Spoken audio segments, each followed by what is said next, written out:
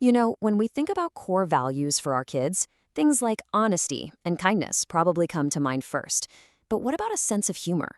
It might sound a little less serious, but it's actually a vital skill. It helps us navigate life, build resilience, and really connect with each other. Today, we're going to dive into why humor is so crucial for kids and, more importantly, how we can actually help them develop it. But before we get into all that, let's just take a second. Try to think back. What's the earliest joke you can remember? Was it a silly knock-knock joke, a terrible pun? And here's the real test. Is it still funny to you now? I'm guessing probably not. But that connection we make with humor, it starts so young, and it's a fascinating journey. So here's our game plan for this explainer. First, we'll figure out what makes us laugh in the first place. Then we'll tackle something called the modern humor gap. After that, we'll get into how humor is actually learned, and then we'll get to the really good stuff. Practical ways to foster fun in school, and of course, how to bring all that laughter home. Okay, let's start with the absolute basics. If we're going to talk about teaching humor, we first have to get a handle on what it even is, and what makes something funny to begin with.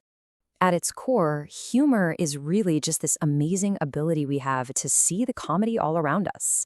It's about spotting those little amusing moments, laughing at silly situations, and yeah, even being able to chuckle at the absurd things about life. And this part's crucial, about ourselves. And this is a really important distinction to make right away. See, not all humor is created equal. On one side, you have the kind of funny that genuinely brightens our day and can even help us get through tough times. But on the other side, you have jokes that are told at someone else's expense. A huge part of developing a healthy sense of humor in kids is teaching them how to see and feel that difference.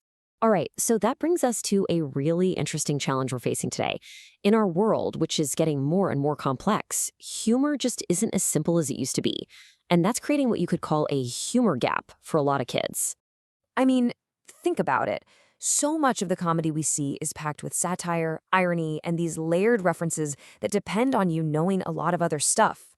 For a kid who's still just trying to build their basic understanding of the world, a lot of that sophisticated humor just whoosh flies right over their head. And this quote just nails the problem perfectly. Humor is all about context. It's about knowing what's normal so you can recognize when something is totally absurd or, out of whack. If you don't have that life experience yet, that point of reference, the joke just doesn't land.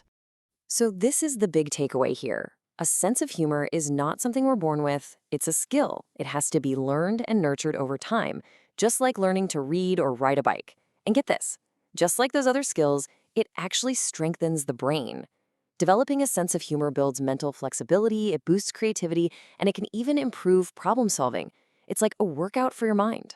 Okay, so if humor is a skill that we can learn, what are the building blocks? How do we actually go about teaching it? It feels like a strange question, right?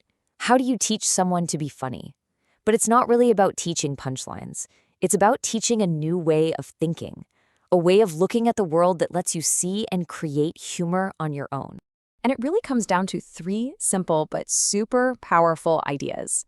First, you have to be able to laugh at yourself. When we model that, we show kids that it's okay to be imperfect.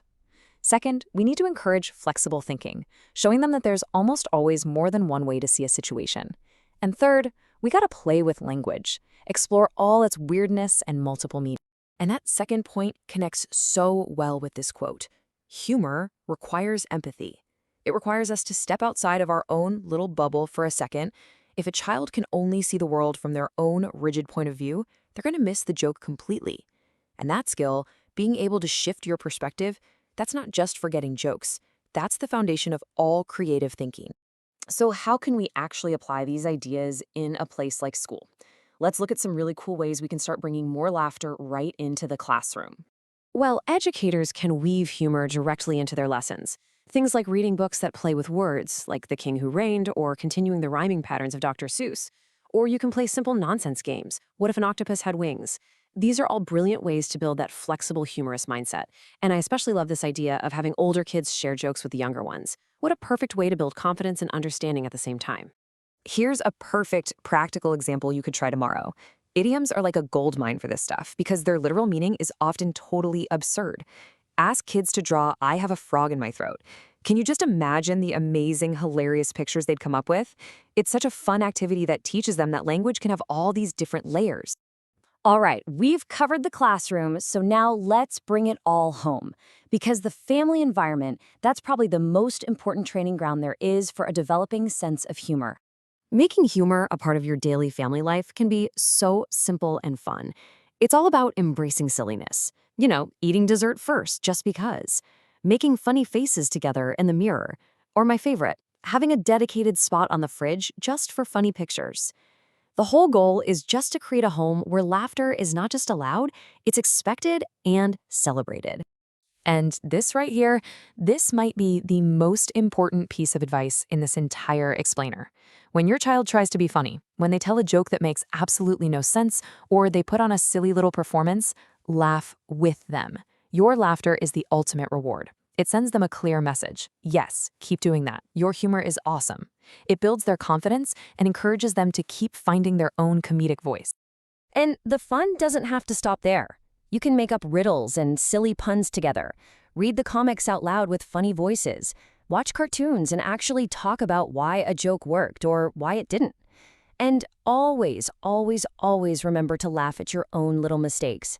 It is the best lesson of all. So as we've seen, nurturing a sense of humor isn't a one-time thing.